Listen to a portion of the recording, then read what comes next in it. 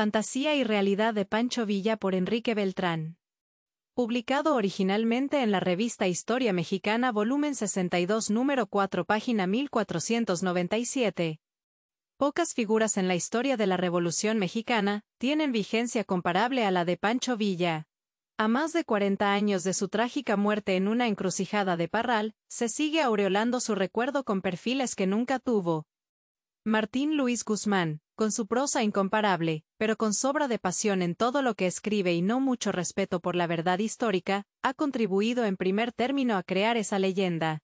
Rafael F. Muñoz, dejando también correr su fantasía, ha escrito una amena y ágil autobiografía del duranguense, completada por él hasta el día de su muerte, que se lee con agrado, y a la que no falta quien brinde crédito.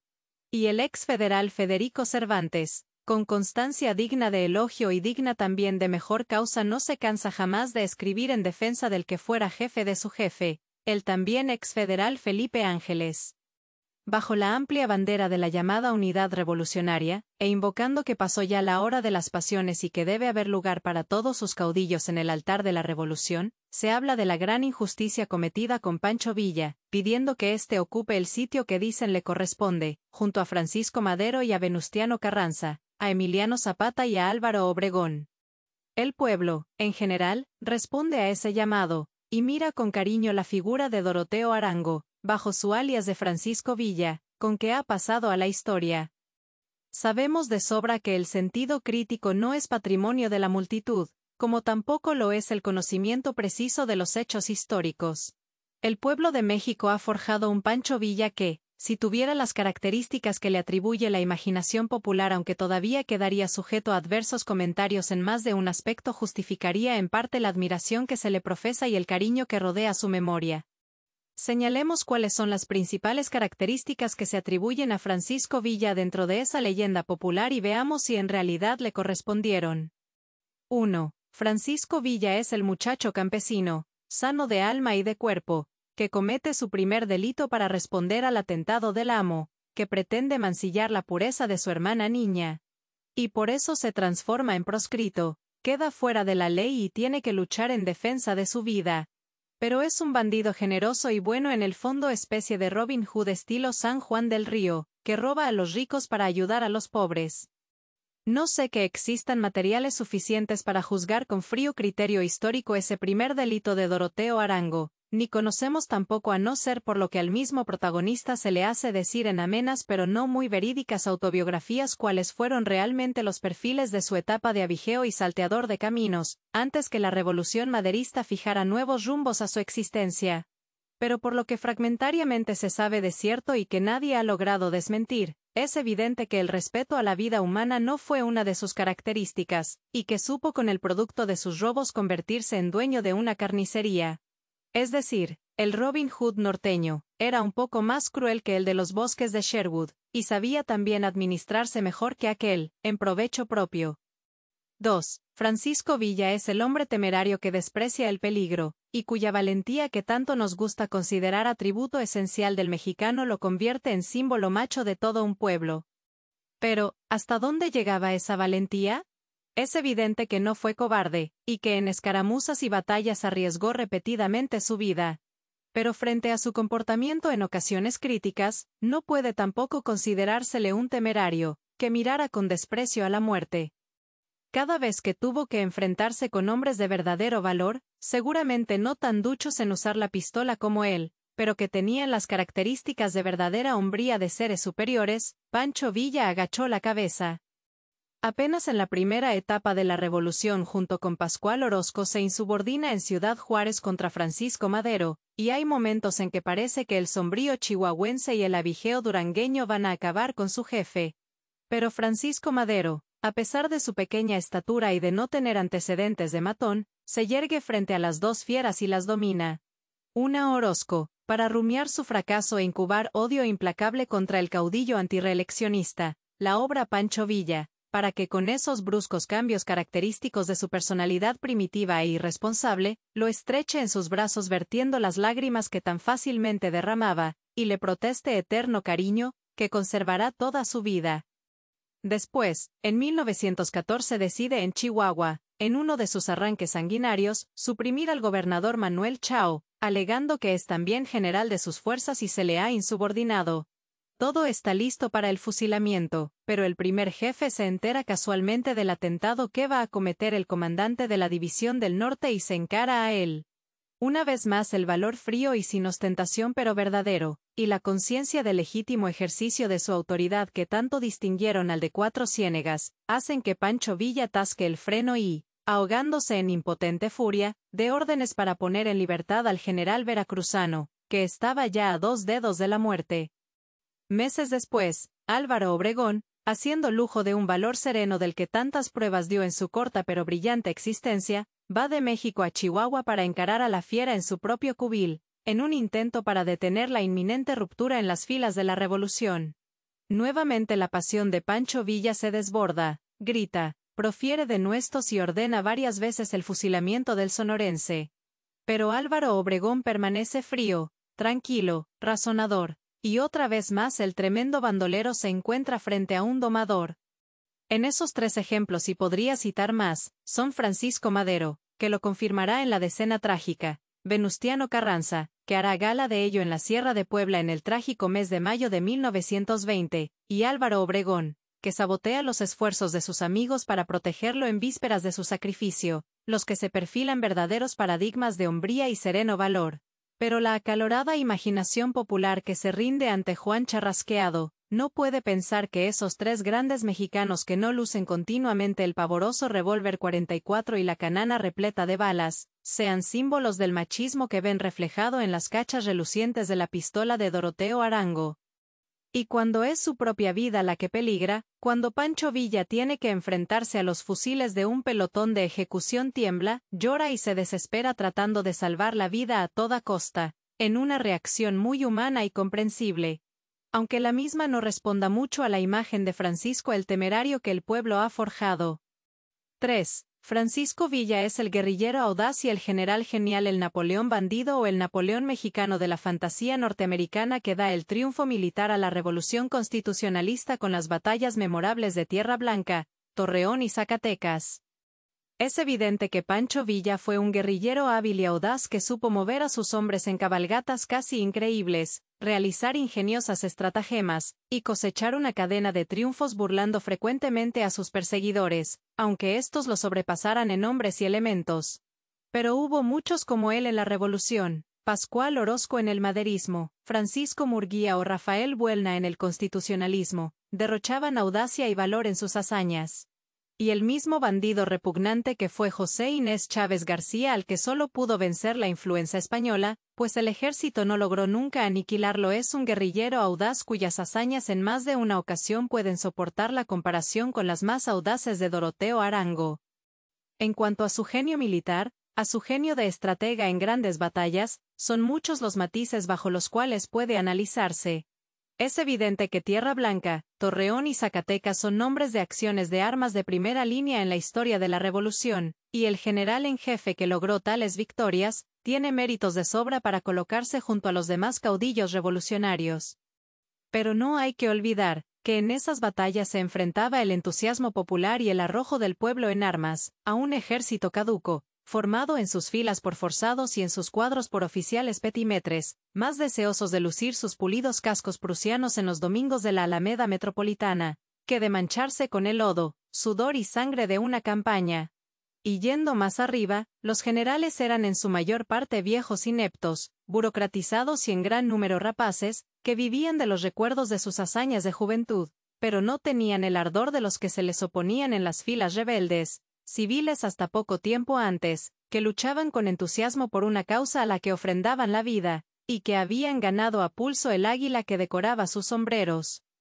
Si es cierto que Pancho Villa ganó batallas decisivas al ejército federal, indefectiblemente condenado de antemano a la derrota final por causas ajenas a las militares, no menos cierto es que Álvaro Obregón obtenía al mismo tiempo triunfos tan definitivos como los de Guaymas, Culiacán u Orendain. Aunque frecuentemente estos eran menos espectaculares, pues el caudillo sonorense no buscaba las formidables cargas de los dorados legendarios, que si es cierto muchas veces barrían al enemigo, en cambio cegaban por centenares o millares vidas de soldados del pueblo. Álvaro Obregón consolidaba paso a paso sus avances, evitando en lo posible sacrificios inútiles a su gente. Y hay que recordar que frente a ese caduco ejército federal, hasta el mismo Pablo González, el Pablo Carreras de la ironía popular, que distaba mucho de ser genio militar, obtenía también victorias de cierta resonancia como la toma de Monterrey. Pero cuando la lucha no fue entre la revolución cada día más pujante y llena de entusiasmo, y el viejo ejército de forzados e ineptos cada vez más desmoralizado, sino entre dos facciones revolucionarias con el mismo origen, los mismos métodos e igual entusiasmo, la estrella de Pancho Villa se opaca, y el tan loado triunfador de Zacatecas, a pesar de contar a su lado con el hipotético genio estratégico del ex federal Felipe Ángeles, se convierte en el vencido de Celaya, León y Aguascalientes, ante la serie ininterrumpida de victorias que obtiene Álvaro Obregón. No niego, repito una vez más, los méritos militares de Pancho Villa al frente de la División del Norte, ni la significación de los mismos en el triunfo definitivo contra Victoriano Huerta.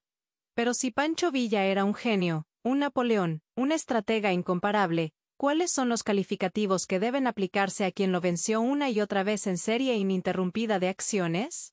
¿No coloca esto a Álvaro Obregón en el mismo o superior nivel que Pancho Villa en el aspecto militar? ¿Por qué pues seguir postulando la contribución única o sobresaliente de Doroteo Arango en los fastos guerreros de la Revolución? Cuarto, Francisco Villa es el enemigo jurado de nuestros tradicionales enemigos los norteamericanos.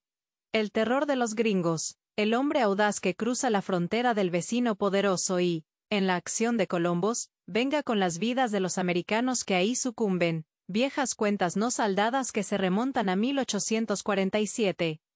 Posiblemente esta supuesta faceta de Pancho Villa, su antiamericanismo, es la que llega más al corazón de nuestro pueblo, que admira al David Moreno que supo enfrentarse al rubio Goliath, que tantos agravios nos había inferido. Pero ninguna de las leyendas que rodean el nombre de Doroteo Arango es más falsa que esta. Desde que Woodrow Wilson llega a la presidencia lleno de un ardor de cruzado por la democracia y la justicia, se convierte en campeón autodesignado de la regeneración mexicana y pretende ser director de nuestra política. Ayudará a derrocar a Victoriano Huerta porque éste no se ajusta a sus normas de virtud. Detendrá el derramamiento de sangre y evitará la guerra de hermanos contra hermanos. Indicará cómo debe estructurarse el nuevo México, democrático y progresista, seleccionando a sus mandatarios. Dentro de esos propósitos que tan buena intención encerraban pero tan nefastos resultados dieron, comienza por retirar al dipsómano Henry Lane Wilson de la embajada que tan villanamente utilizó para ayudar a derrocar a Francisco Madero. Manda luego enviados confidenciales cerca de los caudillos revolucionarios, como lo será John Silliman junto a Venustiano Carranza o a Germán Gómez Carothers al lado de Pancho Villa o Paul Fuller visitando a ambos. Y para evitar que Victoriano Huerta reciba el cargamento de armas que el Ipiranga pretende desembarcar en Veracruz, convertirá el 21 de abril de 1914, con el bombardeo de una ciudad indefensa, en fecha de ignominia. Pero Woodrow Wilson no comprende lo que hace. Tiene espíritu mesiánico. Trata de explicar a los obtusos revolucionarios mexicanos que todo es para bien de su causa, y que lo mejor que pueden hacer es ponerse en sus manos para que los mueva a su arbitrio, que, al fin y al cabo, será la única manera en que México pueda alcanzar las nobles y elevadas metas que ha creado la fantasía del profesor de Princeton. Continuamente manda notas a los caudillos. Les explica que si ha ocupado Veracruz es para ayudarlos a derrotar a Victoriano Huerta, por lo que no deben reaccionar violentamente contra tal acto. Y mientras Venustiano Carranza protesta indignado en forma vigorosa, Pancho Villa se muestra agradecido y manifiesta al enviado confidencial que ningún borracho como Victoriano Huerta logrará hacerlo pelear con sus amigos americanos. Convencido Woodrow Wilson de que es necesario hacer cesar la contienda mexicana, y que ello solo se logrará con negociaciones en las que participen las facciones en pugna bajo tutelaje internacional, para constituir un gobierno honrado de transición que convoque a elecciones democráticas, invita a las partes interesadas a nombrar sus representantes. Nuevamente, mientras Venustiano Carranza se niega enfáticamente a aceptar la invitación, y manifiesta que los problemas mexicanos solo a los mexicanos conciernen, Pancho Villa indica su conformidad para colaborar en la farsa wilsoniana. Durante todo ese tiempo, Pancho Villa lleva las más cordiales relaciones con las fuerzas norteamericanas que están del otro lado de la línea fronteriza en la zona que él domina. El general Hugh L. Scott, comandante de la región y más tarde jefe del Estado Mayor del Ejército norteamericano, manifiesta repetidas veces su complacencia por la forma en que Pancho Villa acepta sus indicaciones y se apresura siempre a atender cuanto pide. Pero llega un momento en que hasta Woodrow Wilson comprende que su querido esquema para regenerar a México no podrá resultar, frente a la inexplicable obstinación de sus vecinos del sur. Cede a la presión de sus colaboradores para que reconozca como gobierno de facto a una de las facciones en pugna. Y ante el poderío del ejército constitucionalista, los esfuerzos de Venustiano Carranza para constituir un verdadero régimen de gobierno y la calidad de quienes lo rodean, no tiene más remedio que otorgarle el reconocimiento. El general Hugh L. Scott está sorprendido y desolado. Trata de mover sus influencias para que tal cosa no suceda y que, en cambio, se reconozca a su amigo Pancho Villa, siempre tan dócil a sus consejos e indicaciones. Y lleno de asombro e indignación, critica la actitud de su gobierno, que favorece a quien los trató a puntapiés, abandonando al que nunca se cansó de manifestar y probar sus simpatías para los Estados Unidos. Y el coronel Frank Tompkins, que tomó parte en la expedición punitiva, comparte la opinión de Hugh L. Scott. La mente ruda del duranguense, que en el fondo ha sido siempre la misma de sus días de salteador, tiene entonces una de sus obscuras reacciones, que inevitablemente terminaban con actos de feroz violencia. Los americanos, sus amigos queridos a quienes siempre estuvo dispuesto a servir mientras tuvo esperanzas de recibir su ayuda para triunfar sobre Venustiano Carranza, al reconocer a este y derrumbar sus sueños de dominio y poderío, se convierten súbitamente en los más odiados enemigos. Lleno de rabia y dando una vez más pruebas de habilidad, audacia cruza sigilosamente la frontera, sorprende al pueblecillo de Columbus, Nuevo México, quema y mata hasta donde le es posible, y dejando atrás el testimonio humeante de su venganza regresa a territorio mexicano. Tal acto de vandalismo pone en peligro la integridad misma de la patria y da origen a la vergonzosa mancha de la expedición punitiva, que hace pasar horas amargas a Venustiano Carranza. Y si logramos salvar algo de decoro en esa ocasión en el ámbito de las relaciones internacionales, es a la recia personalidad e inquebrantable energía y dignidad del primer jefe a la que lo debemos. Y en el terreno militar, la única acción que pueda recordarse como un intento de lavar la afrenta, el encuentro de El Carrizal, no se debe a Pancho Villa ni a sus secuaces, que solo se escabullen y acosan a la retaguardia o a dispersos de las fuerzas norteamericanas, pero que en ninguna ocasión se enfrentan abiertamente a los punitivos. Los héroes de esa memorable jornada son dos pundonorosos jefes constitucionalistas, Félix U. Gómez y Genovevo Rivas Guillén, que obedecen órdenes expresas de don Venustiano Carranza. ¿Dónde queda pues ese cacareado antiamericanismo de Pancho Villa, que además de los injustificados asesinatos de americanos inermes en Santa Isabel, se reduce a un acceso irracional de furioso despecho, que le hace revivir en el negro episodio de Columbus hazañas de sus días de bandolero? 5. Francisco Villa es el hombre desinteresado que lucha por sus hermanos de raza y siente el ideal agrario. Es el hombre honesto por cuyas manos pasan caudalosos ríos de oro sin que lleguen a mancharlas en beneficio propio. Y cuando, para evitar que la patria siga sufriendo contiendas intestinas, acepta abandonar la lucha, es para refugiarse en el bucólico Canutillo, dando nueva prueba de desinterés. Pero el convenio que el gobierno de Adolfo de la Huerta firma con el rebelde Francisco Villa para lograr su rendición, no es prueba objetiva del desinterés del duranguense, ni de sus ideales agraristas.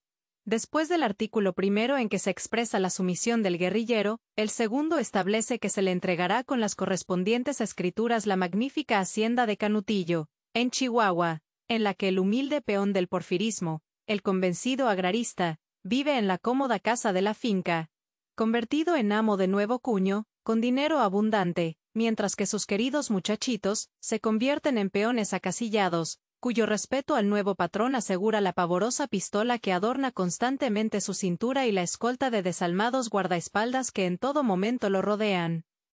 Porque con humildad y desinterés, ha exigido se incluya en el convenio una cláusula que lo autoriza a conservar una escolta a su exclusivo servicio de 50 hombres seleccionados por él, perfectamente armados y montados, pagados por la nación para que cuiden su preciosa vida. Posiblemente lo único que salva a Pancho Villa es el cobarde episodio de su muerte, En esa trágica tarde de 1923 en que junto con su inseparable Trillito y los hombres que ese día lo protegían cae acribillado a mansalva. Y más aún lo salva la sospecha de que tales ejecutores hayan actuado para cumplir órdenes ocultas de poderosos personajes. Pero aún suponiendo tal cosa, hay algo evidente que no ha podido negarse: los emboscados actuaran o no por cuenta ajena, eran todos hombres con viejos agravios que vengar de ofensas recibidas de Pancho Villa, directamente o en cercanos familiares. Y así, ese mismo dramático momento en que la vida del centauro del norte se troncha para siempre, dará razón al viejo adagio: el que siembra vientos recoge tempestades. Borremos pues con bases históricas esa falsa imagen de Pancho Villa que se empeña en concederle atributos que nunca tuvo. Y sin negar el papel importante que le correspondió en el terreno militar en la lucha contra Victoriano Huerta, reconozcamos que el balance final de su vida da un saldo negativo, que explica que su nombre no reciba los desmesurados homenajes que sectores interesados quisieran tributarle.